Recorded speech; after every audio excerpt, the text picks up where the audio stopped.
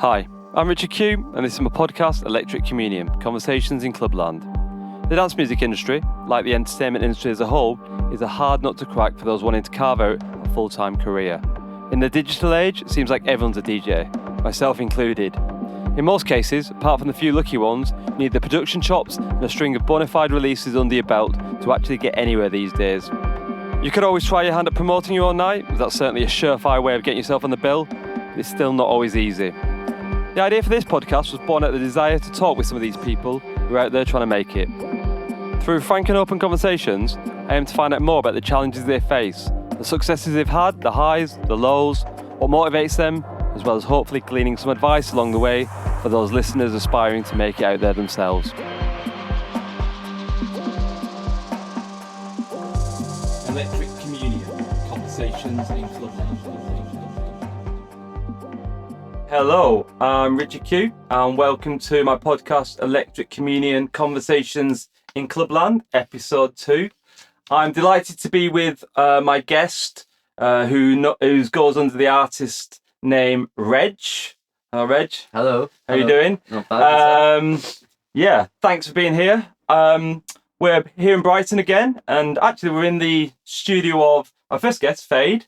So thanks, Faide, for loaning us your space. And I think just kind of as a point of reference, because we might talk about certain things that are coming up, for example, release dates or events that are coming up. Today is Sunday, the 15th of January. So, Reg, your name is Ethan. Yes. I'll call you Ethan. You can call me either or, that's fine. Let's start with the name, Yeah. Reg. The first time I came across you, I read it as Rage. I kind of instantly thought that it was some kind of reference, some homage to the classic Arm track, I think came out in about 2006 on Innovisions of the same name. Yeah. Is there any kind of... No, actually, this is a question I get asked a lot, and like a lot of people have messaged me before, and they've been like, "Oh, is this your track?" And I'm like, "No, man, obviously it's not me. Come on." So my actual name is just it's just my own thing. It's just my initials, like kind of rearranged it in its own way. And there's no reference to the Arm track. It's an amazing track, but no reference there with me. Okay. Yeah. And you were born in Gibraltar? Yeah, that's right. Born and raised. And so what? Now you live in London. Mm-hmm. What brought you over to London? Was it to pursue a career in music production? Yeah. So where I come from is a very small place. I don't know if people are aware of where Gibraltar is, but it's British overseas territory situated in the south of Spain. And yeah, it's just a very small place, very small community. It's not really, I don't want to say much of a music scene because there is, but it's just not very big as opposed to like other places around the world. So I kind of knew that I wanted to pursue music a bit more seriously and like kind of, just like get myself out there a bit. So I knew that like I kind of had to leave. I also wasn't really too happy like just being there because like I said, it's very closed off. So I just decided like for me personally, just to get a bit more out of life and like to carry on with music and focus a bit more, I just decided the best thing to do was to come back to London again. Yeah. Again. Were you here before? I've been in London for about 5 years now, back and forth. So sorry, not London, but like the UK, back and forth about 5 years now. So yeah, I was studying in Oxford Brookes Uni for about 3 years. Did a degree there. Then I went to live in Kingston. Did a master's in music business management there, in Westminster in central London.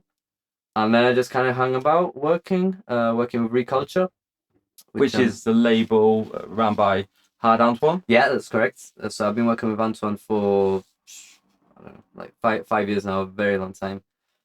So then kind of after I started working with him, like COVID happened, went back home for a while, and then decided to go back to London for since about a year now. We'll talk a little bit more about kind of working for Reculture and Antoine later. Just going back to Gibraltar, I mean, were you into electronic music from an early age, and kind of what was the scene there in regards to kind of dance music in Gibraltar? Because I kind of think about its proximity to like the Costa del Sol, and in my head I'm thinking it's quite kind of cheesy house music. No. It's completely different. So like, funnily enough, like contrastingly from what I do now and like what I like, but when I first like started getting into electronic music when I was like 12 or like 13, whatever, it was like very much electro house, but kind of like a commercially housey sort of thing. Like I don't know if you know an artist called Inna.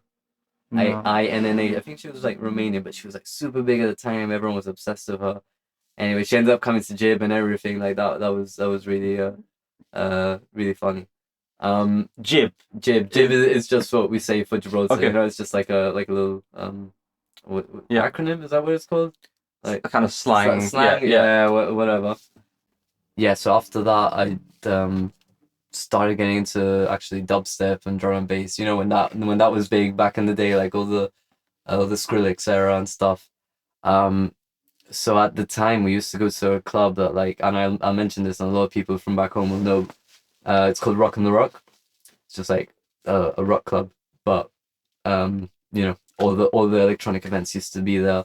There's not many venues, unfortunately, that like facilitate the like, you know, parties or whatever. Yeah. So that's kind of where I started going out and getting into it, and the scene there is like, it's very small, but it's very big at the same time. There's not, like I said, there's not a lot of venues, but there's a lot of promoters, a lot of people pushing lots of things.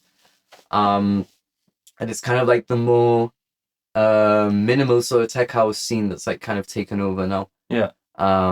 So yeah, that's like predominantly what's really going on. But like as you know, it's not really my style. So there was very few melodic like sort of parties. So like I knew like I just had to like get out of there for a bit. To sort of progress, you know. And obviously alongside your producing now, you're a DJ. Mm-hmm.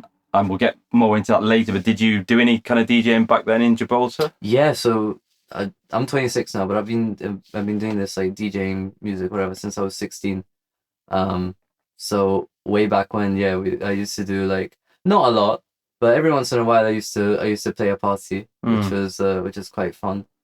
And what was your style then? Because you said you kind of got into melodic house wasn't kind of the thing then. It wasn't kind of the thing. It was more like deep house at the beginning. Yeah. Yeah, I remember that. What were kind of some of your influences then? So people like Dusky and like Disclosure, that was kind of the vibe back then. Remember when they were like kind of big, like right. It was that sort of like deep house era, like that was the thing, you know? Yeah. So when did you first kind of started producing music yourself, and what kind of got you into it? So why I got into it, the first reason why was because when I was 16, I started DJing. Like I kind of knew that I wanted to take that a bit further. Like I wanted to be like on stages, just playing music, you know, just having fun and stuff. But I also kind of realized that the only reason I would actually get there is if I actually start making music of my own, which is how generally it works. Like people make music, and they're like, "Whoa, this guy's really sick," blah blah blah. Like let's book him, and it just kind of goes from there. So I knew in my head that like, okay, if I want to be a DJ, I have to make music. So that took me about 5 years to actually get started. And it was in third year in uni. I started learning on FL Studio, and my two housemates, Jezen, who is also another producer, he's doing quite well at the minute, and my other housemate Yakub, they kind of like taught me how to use FL and so on. So yeah, that's the whole reason why I started it in the first place. And like obviously like my mind's kind of changed about it now. Like I don't want to be like this like superstar DJ. I just enjoy making music because I think it's a nice way to, you know, let out what I'm feeling and let out like what's in my head, you know? Yeah, so generally you were self-taught or you were taught by friends. Did you ever do any kind of actual production courses? So I was kind of like taught the basics, and then I kind of went from there. But I'm kind of that guy. I like to self-teach myself. Did I do any production classes? Yes, but later on. So like I said, I started when I was about 21. That was about 5 years ago. And then the pandemic was 2 years ago, right? So during the pandemic, that's when I started doing like, you know, all these master classes were popping up. I did one of Aera. I did Frank Wiedemann's one. I did Jimi Jules' one. I did Mathias Schober, Toto. I think that was it. I did quite a few at the time because they were quite cheap. Well, apart from Frank's one, but they were quite cheap. So it was just like, well, I'm not really doing much anyway, so I might as well just go for it and learn something from these guys who are obviously doing very well. Yeah, and actually, my first guest, Faide, he talked about the Jimi Jules one, and kind of, very much kind of influenced by what he had to say. Was there anybody in particular out of who you just mentioned who really kind of resonated with you, or did you just take kind of a little bit from each of them? Yeah. So 100%, the best thing I ever did, or the best course I ever took at that time was Aera's masterclass, Ralph. Just simply because it was nice to see his approach, because obviously his tracks are amazing. They're really great. And it was nice to see like how he actually did it. But when it actually came down to it, it was literally nothing special. It's just like, well, there's a few things there, like, you gotta know what you're doing, but like it was just simple. He's like, I don't overcomplicate things. Like, I just get straight to the point. If it sounds good, it sounds good. If it not, well, I'll just do something else.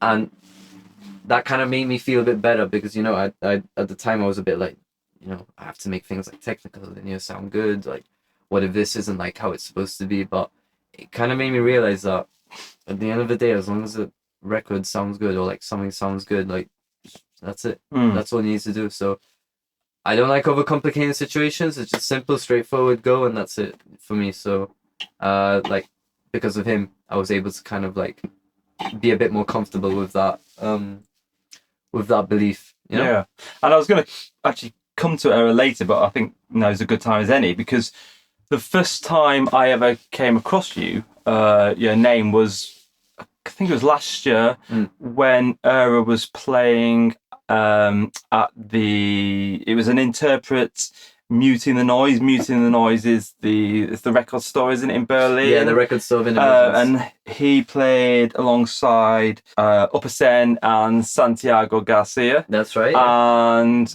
he played a track which we'll come to later, that Golden Day. I've come to understand that you have some kind of relationship with him now, I think. You obviously played your track, and I know that just watching on Instagram, he's currently playing one of your upcoming tracks. How did that kind of relationship come about? So funnily enough, I mentioned this earlier, Rock on the Rock. A very good friend of mine from back home, Jesse Trinidad, which maybe you've heard of him before. And I've seen him play quite a lot. He's obviously a good friend of himself. So we actually live like 5 minutes from each other, like back home, which is funny enough. In Gibraltar? In Gibraltar, right, okay. Yeah. So when I go back, I try to go to the studio with him. But anyway, so right after like the pandemic sort of came out, like people started coming out again, like we could go out and stuff. Sure.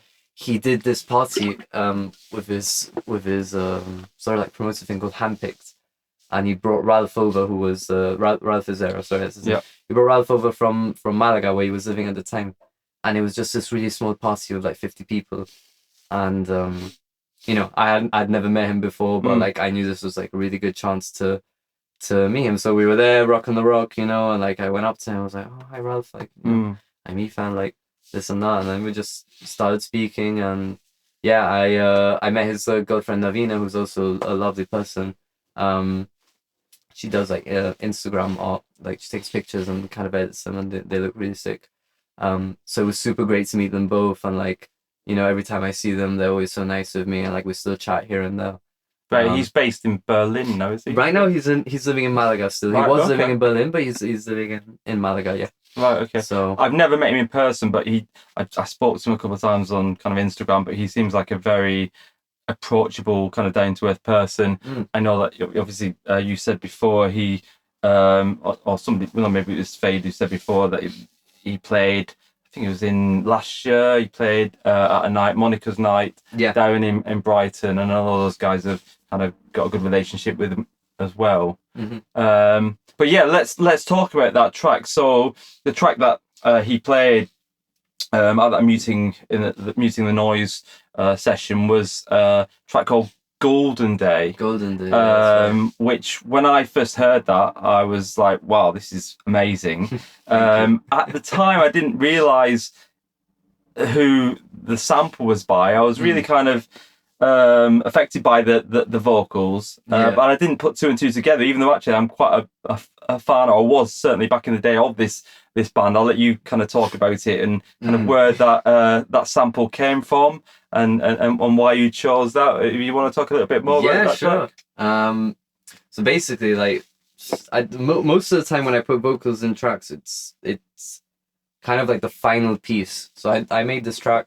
It was it was sounding good and stuff. And I was like, kind of needs a vocal. So like I said before, simple, straightforward. Like there's nothing glamorous about like the music I make or whatever. There's no like crazy story, but just literally Googled like a song in that key.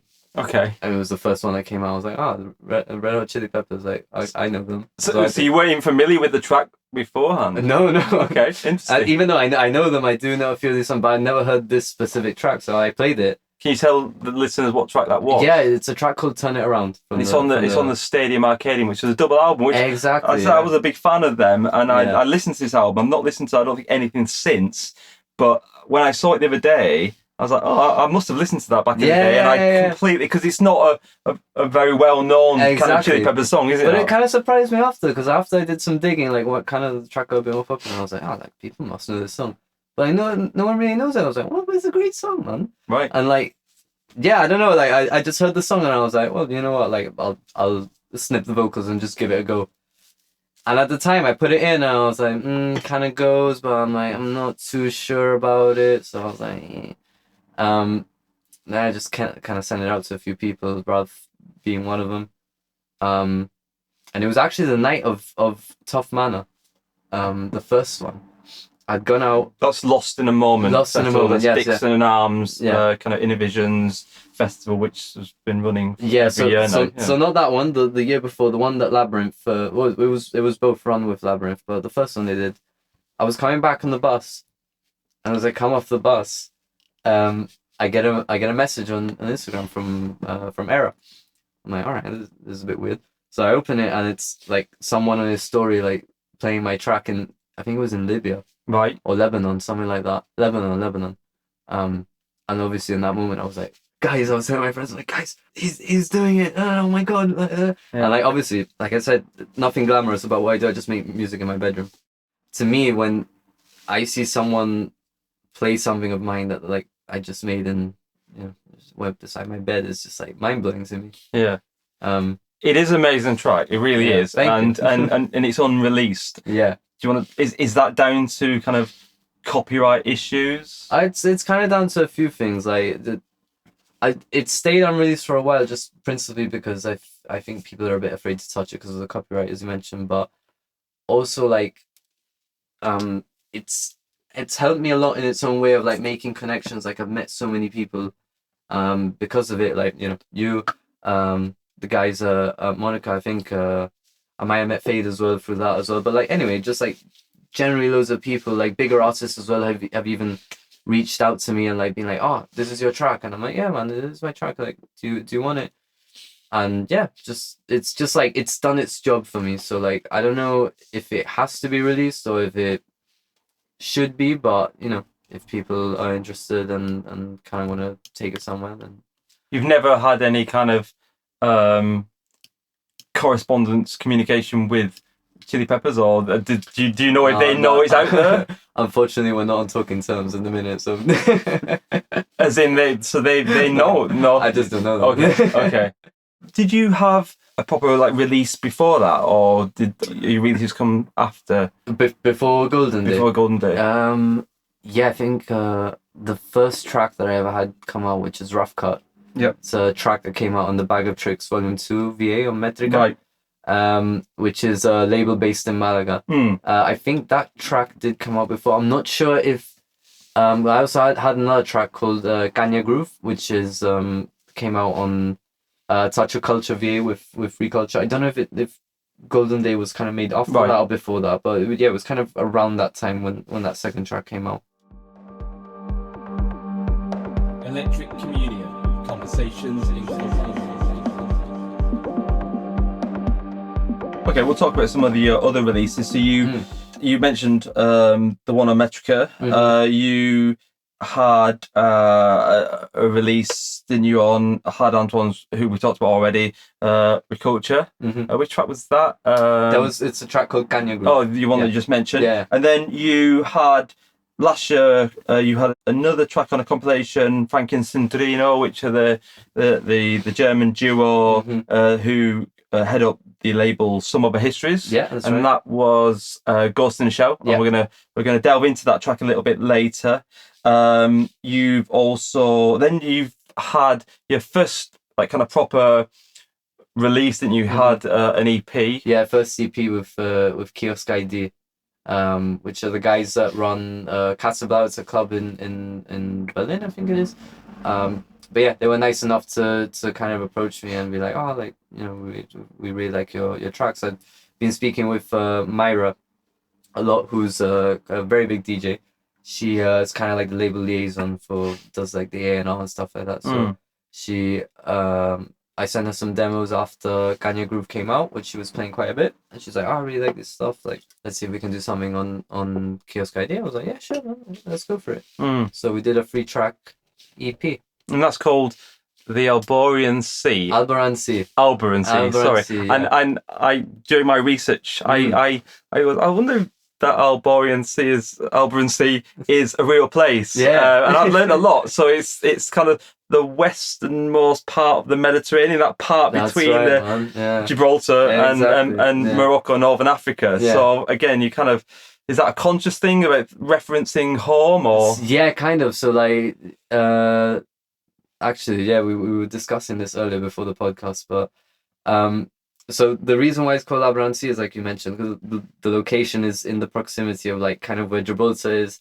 It's kind of got Africa there in the south, and it's got like Spain just north of it. So it's kind of like my home, you know. But in that track, in the track Alboran Sea, there's like a texture in the back, and like it's the waves of like the ocean or the sea, whatever. So I kind of always like to include like little bits of things that like maybe only I'll know or other people will realize, but it just felt like, you know, like I was putting part of where I'm from into my music. So that's kind of why I named it after that. So yeah. And all these releases so far, I mean, did it all just work out naturally, or did you kind of have, you know, knockbacks along the way? You know, originally you kind of wanted maybe, or you kind of envisaged one of your tracks be on this label, and then that didn't happen, and then it kind of got passed down until eventually it got released? Or was it just, it all went smoothly and everybody who you kind of hoped for the release to be on released it? I don't know. I feel like it's kind of gone a bit smoothly, but you know, like these things never really are like 100% smooth, you know, like a lot of these things take a long time, and you just gotta be patient, and like that's something that Faide also said. He kind of realized that it's the game. It's a long game. You know, you send something out, you have to wait quite a long time, and then just nothing really kind of happens very quickly. Yeah, well, thankfully, like most of the time I send something out, like I normally get a response like, I don't know, a week or two later, and they're like, oh, like really like this, like you want to do something with it? And I'm like, yeah, sure, like why not? But it's funny, and something I didn't realize, like personally, was that they'll be like, I want to sign a record with you, like blah blah blah, and I'm like, all right, and then you just won't hear back from them for like months, and you're like, what's going on, man? Like, do they still like my music or what? And then you just hear like 2 months before, like, oh, where's your pre-masters? Like, oh, this stuff. And you're like, so it's very like, I did realize that like you just have to be patient, and wait, and just kind of like. And I guess you kind of don't want to be pushy about it. Hey, like, you know, why are you not getting in touch with me? Yeah, there's been times that I've like got back and I've just been like, guys, what's going on? Which is fine. I mean, like at the end of the day, like I think it's only normal that I ask because I'm interested. Like I just kind of want to know, but also at the same time, like you just gotta be patient and realize these people are also busy and have lives, you know. So. Well, I chose a track that like to discuss a little bit more, and we're going to play a snippet in a minute, and that's Ghost in the Shell, which came out kind of towards the end of last year, and that came out on as I said, Frankey and Sandrino's label, Some Other Histories. I'm a big fan of Frankey and Sandrino and the stuff that they released. I love that track. And I think what I really like about that track is the kind of choral arrangement. Yeah. When it works, I love tracks that have a bit of kind of choir in it. And I think that's my love of film. I'm a big fan of soundtracks and composers such as Hans Zimmer. And I just love that. Talk to me about that choral arrangement. Where did you get that?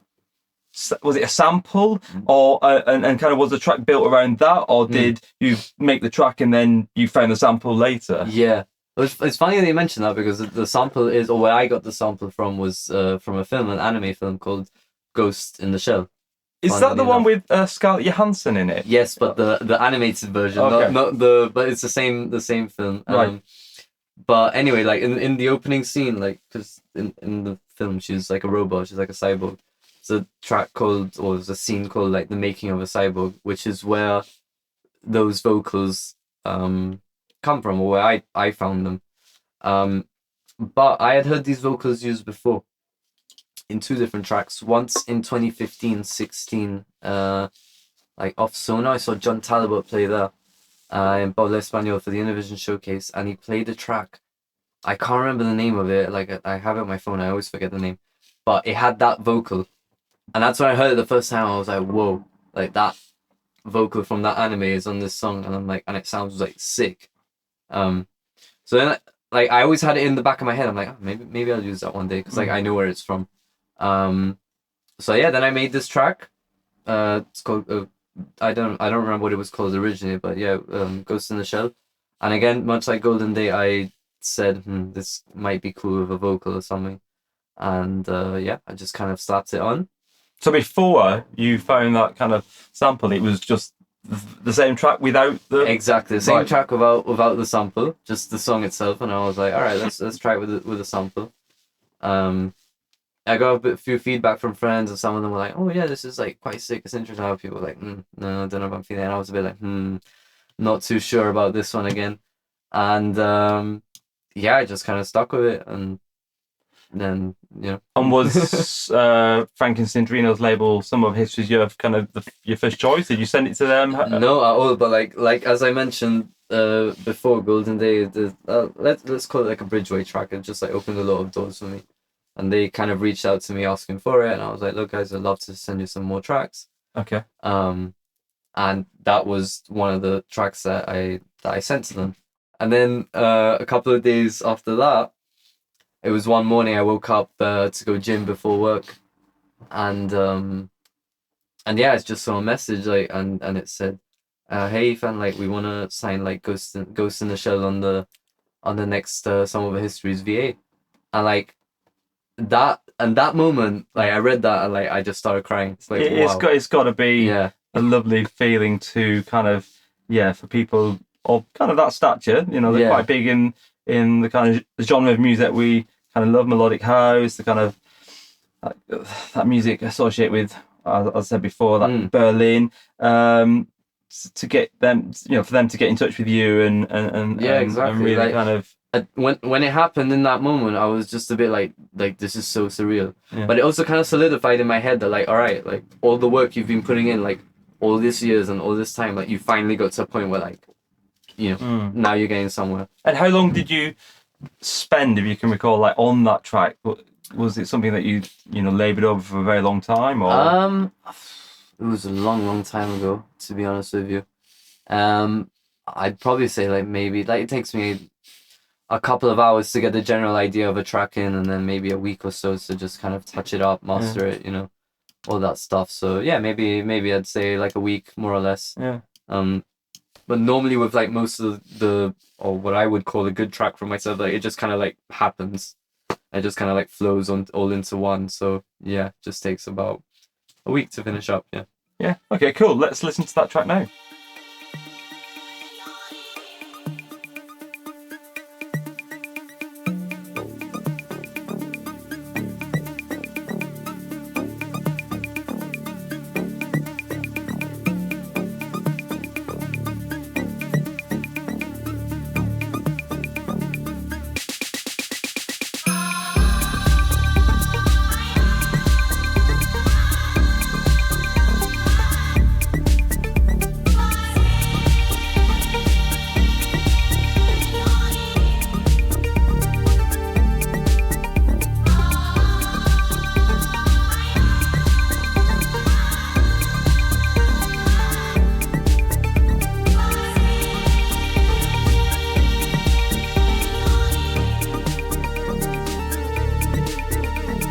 Okay, and you can hear this track on the Some Other Histories compilation, Path of the Integral 6, which I think came out towards the back end of last year. Yeah, more or less.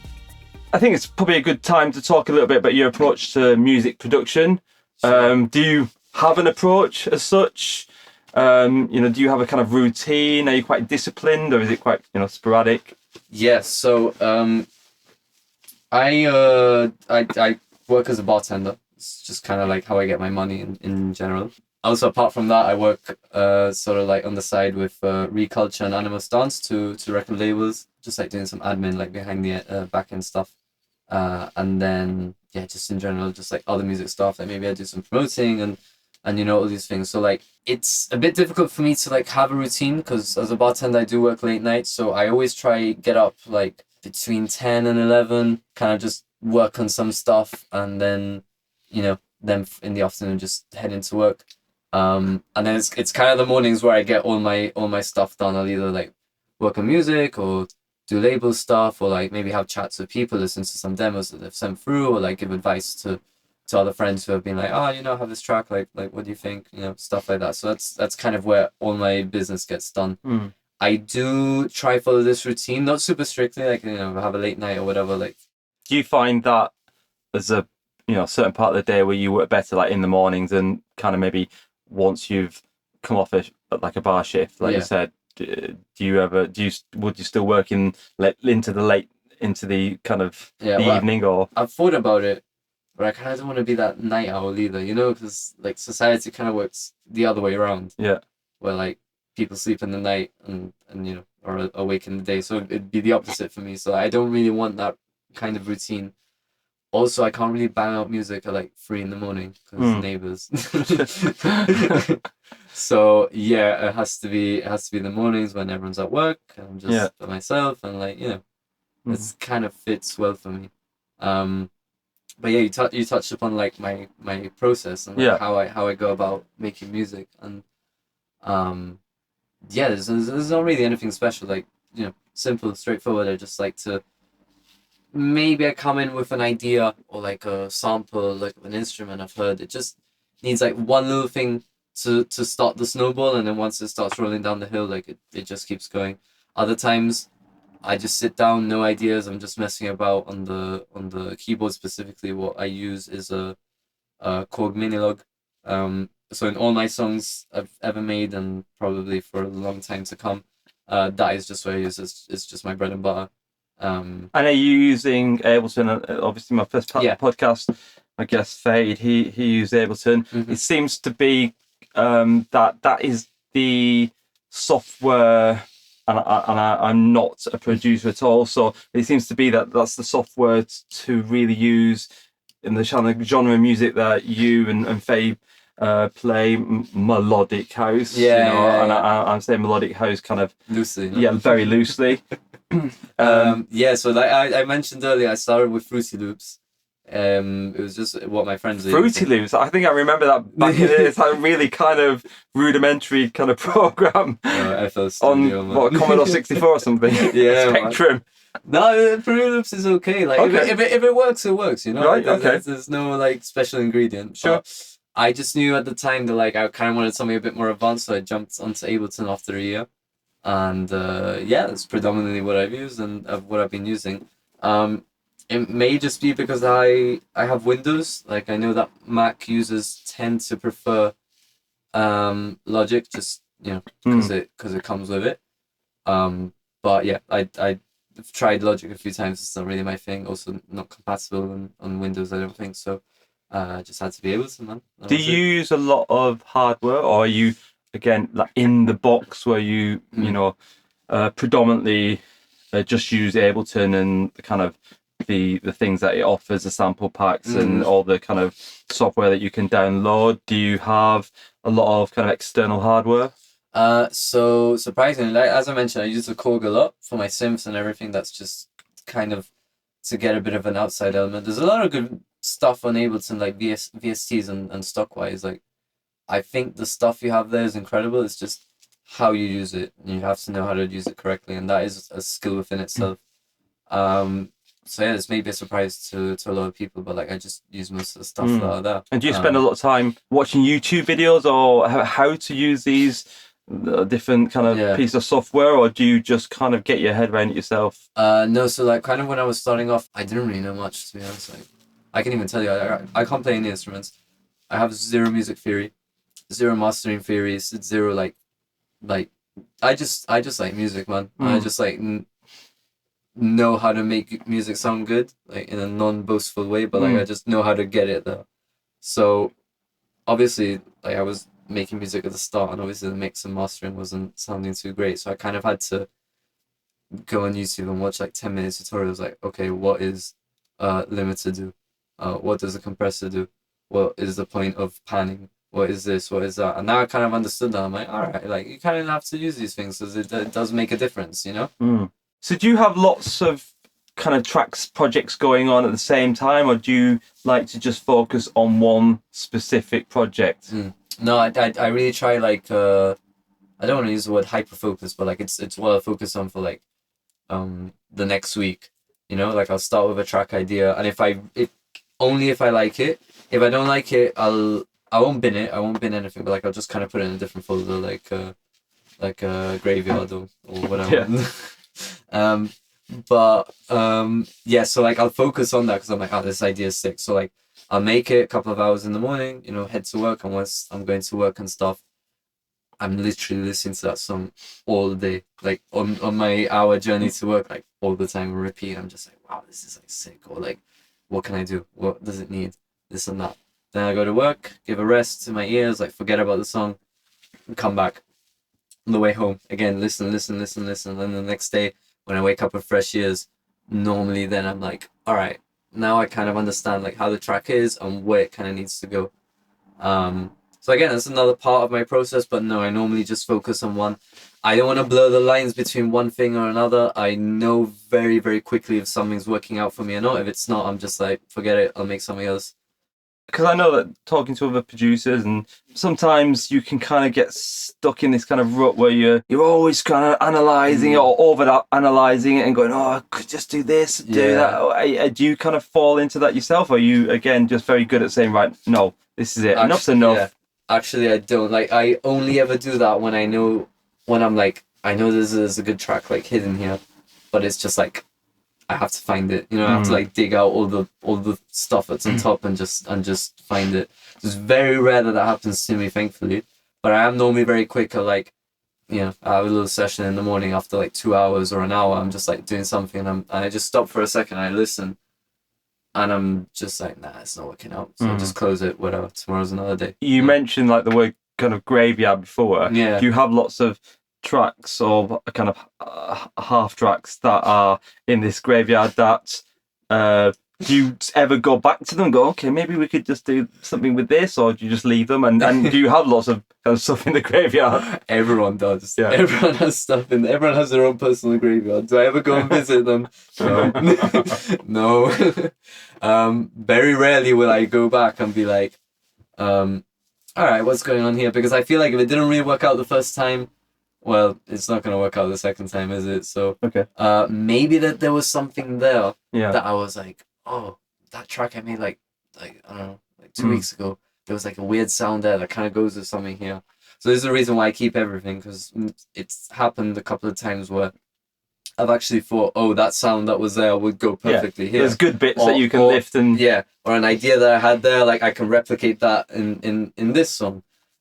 So I think it's very important to keep everything, just basically because of that. Just one, to reflect, and two, even though I don't reflect, but one, to reflect, and two, to like pick and mix. Sure. You know? Okay, so we've got a little bit of an exclusive right here. You are going to play a bit of a snippet of a new track that is coming out soon. I'm not sure if you have a release date now. But, at the minute, no.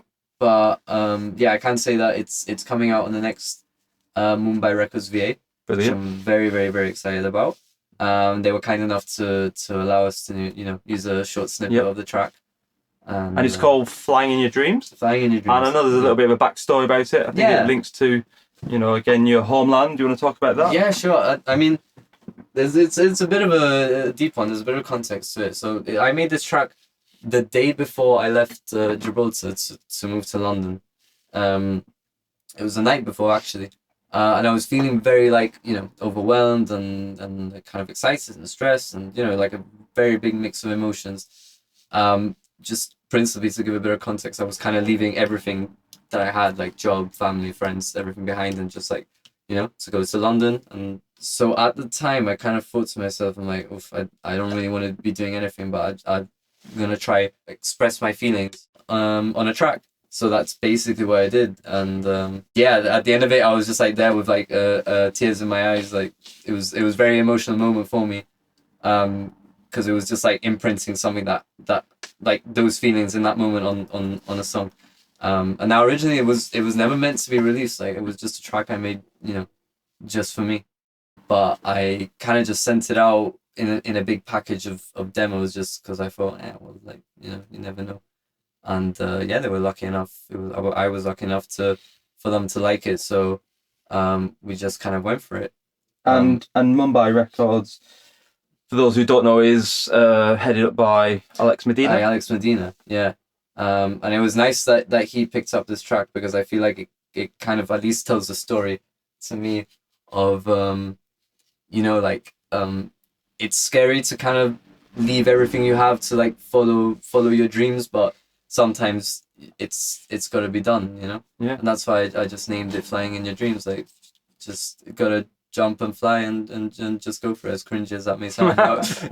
Cool. It's just it's just like a little reminder for me, like, to do what I do, and I hope that message is kind of conveyed to everyone else, because that's just what I like to promote. That if you wanna go for something and do it, then just go for it. The only one that's stopping you is you. So yeah. Let's check a bit of that out now.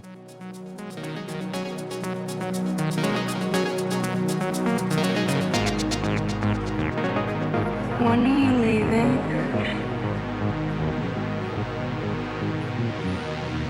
Tomorrow.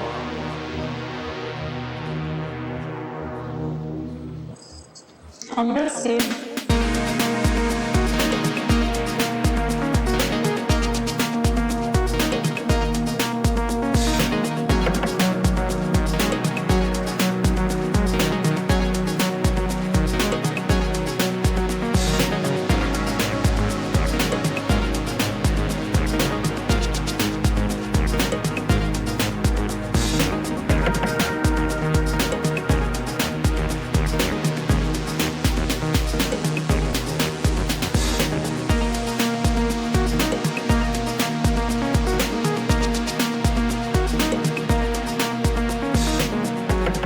So this track is coming out soon on Alex Medina's Mumbai Records, and I know you've got a few other things in the pipeline. I've seen on Instagram you've got some really big DJs, certainly in the scene that we follow, and they're playing a couple of tracks as well. Do you want to talk about that? Yeah, sure. So it's basically unreleased stuff, so I won't give away too much. But it's pretty crazy to see again stuff I'm making in my bedroom, and like some of the biggest artists are like it enough to play it out in massive clubs and warehouses, which is quite surreal. And again, just reinforces that what I'm doing is good, and like just like to keep going. So yeah, it's good. Do you send these tracks out en masse, and or are you specifically targeting people like and obviously we've already talked about the relationship you have with Aera. Yeah, so it kind of works in both ways. Like either I kind of know the person or we've chatted before, so that gives me a window for me to be like, oh man, here's some new tracks from mine, like feel free to play or whatever you want. But then there's also a window of opportunity to like just send it out to someone else and be like, hey man, like I think I made this stuff, like I think it's kind of your vibe, like if you want to play it out, you go for it. And then again, it's part of the networking thing, like just getting your name out there, making contacts and so on. And do you find out that whether they're going to play these tracks out before, or do you literally find out that they're playing those tracks from somebody recording it on Instagram and somehow it comes back to you and they're like, great, and then you... Sometimes there's not even a response, man. All you see is if they've downloaded it or not on like SoundCloud, and then you're like, well, Okay. We'll see like if there's videos running around later or not, but that's kind of the only way you'll find But I'm out. always interested, if it's an unreleased track, how Yeah. does somebody who's filming it know that it's your track, and how does it get back to you in the first place? Contacts, man. Right, okay. Right. That's it. We talked about Hardt Antoine quite a bit, and obviously he's kind of in a similar position to you at the moment. He's getting a lot of his tracks being played out by the likes of Arm and Dixon and stuff, and you have a kind of relationship with him.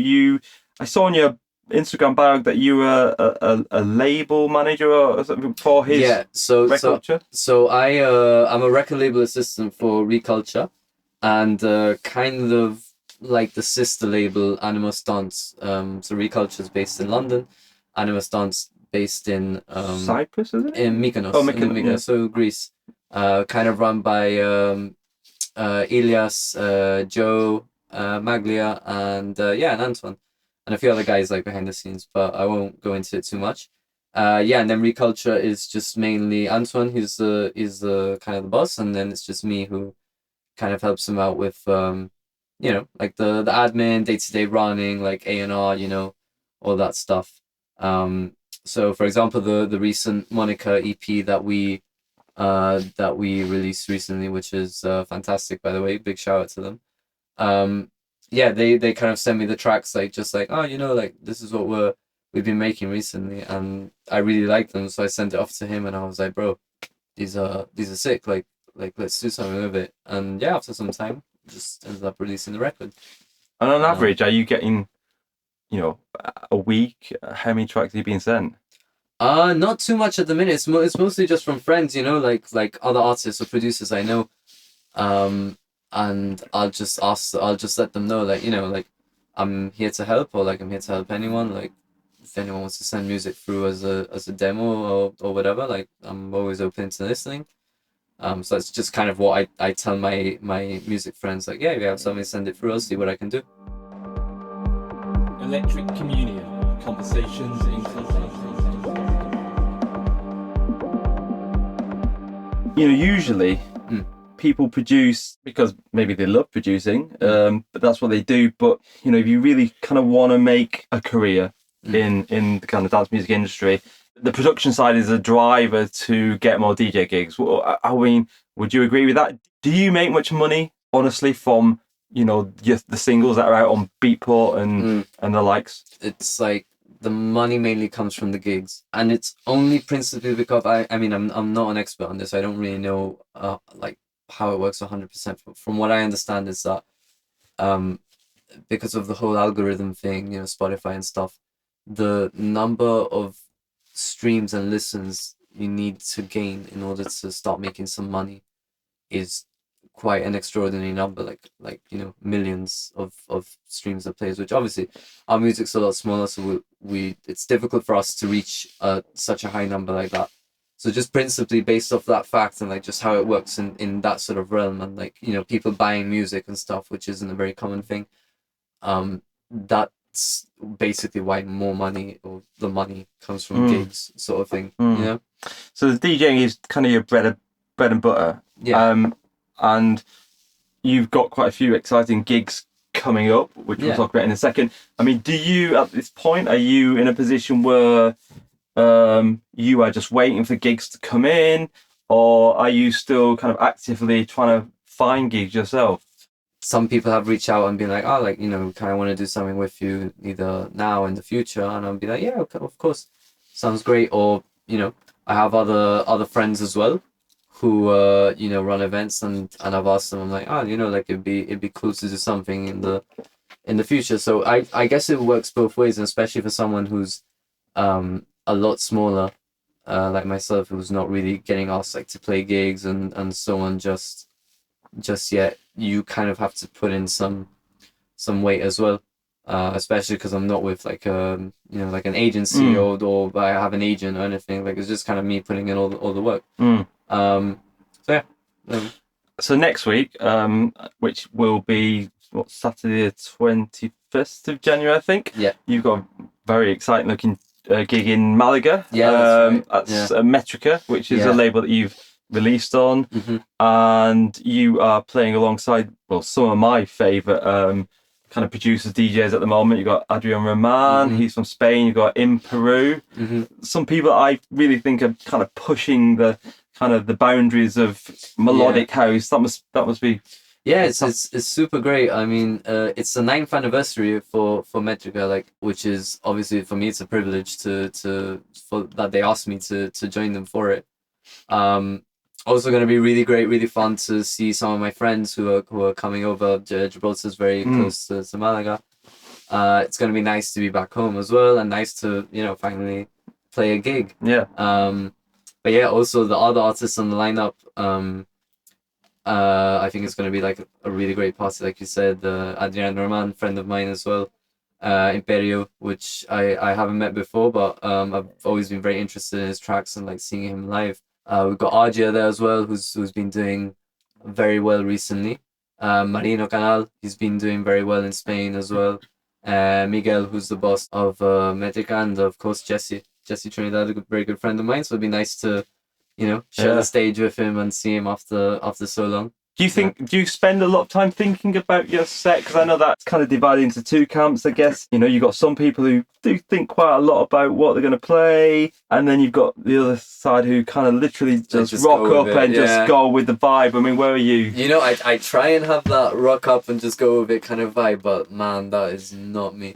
I was having this chat with Redfreya about it, because she's playing around a lot, so I was just asking her for advice, like, I haven't really played a gig in a long time. Like, what can you advise? And she told me that she's quite an over preparer as well. And I was like, all right, that made me feel a bit more comfortable, because I'm the guy that comes with like 5 pen drives and like, all this like extra playlists and stuff like that. And then like usually I'll turn up, I'm like, oh man, like everything I've made is just like not the vibe. So I kind of have to like reconstruct everything from there and just kind of go in a different direction. Yeah. But it's very much so like you just got to get there and see what the vibe is, I think just feel the crowd, like what are they saying to you and what you're going to say back as a conversation. I think my approach is that you've kind of got to fill your USB with tracks that kind of cover lots of vibes, exactly. But you also don't want your 10,000 tracks on there, because no. That's just overwhelming and there's too much and you're like, spend too much time going, oh god. So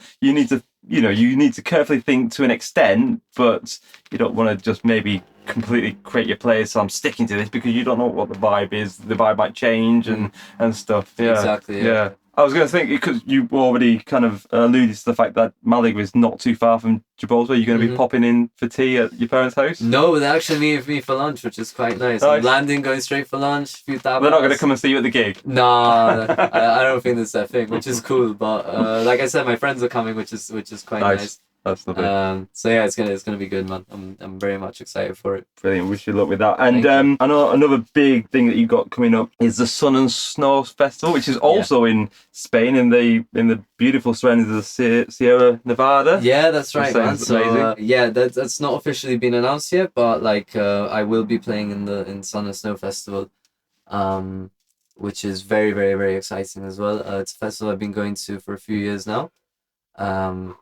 And yeah, I've always gone to Sierra Nevada like from a young age. It's a skiing location in the town of Granada. It's just up the mountain. So I don't know. It feels a bit like ritualistic, I always end up going there, but now I'm going there for I did go for skiing, then I went for skiing and partying, and now I'm going to play and ski as well. So it's just nice, especially when you go somewhere so much, how like things change. And evolve. I don't know. It's cool. And some big names on that kind of roster as well, isn't there? Ivory and Inelia and yeah. It'd be exciting. Brilliant. It'd be exciting. I'm looking forward to it. It's just nice to be able to play. Finally, like after a lot of work. Well, I say a lot of work. There's people that have been doing this longer than me, but yeah. Electric Communion, conversations in club. Well, thank you very much for joining me on my podcast, episode 2. Personally, I think 2023 is going to be a really fantastic year for you, and I look forward to kind of following you, and I certainly will be kind of bigging you up on my Instagram. Thank you, man. And really appreciate you coming down.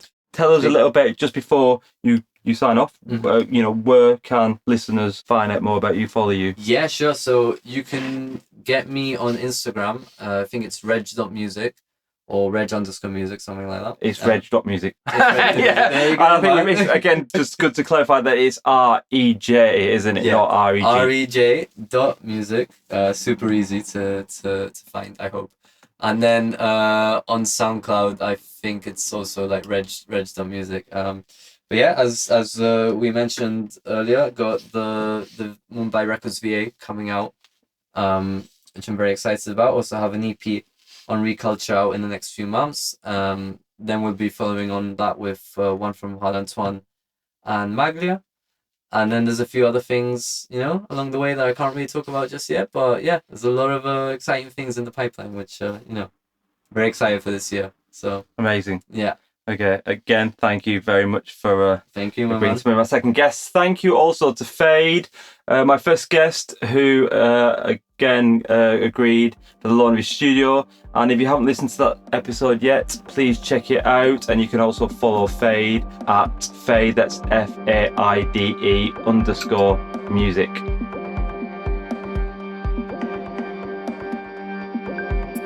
Once again, thank you very much, Reg, and thank you for listening. Hope you enjoyed the show. Your feedback is very much appreciated. Don't forget you can follow me on the Instagram handle at electric_communion for updates on future podcasts. You can also follow me on SoundCloud, where you'll find a plethora of past mixes, past radio shows that I've done, and you can also check out the previous podcast with Faide there as well. Electric Communion, Conversations in Clubland.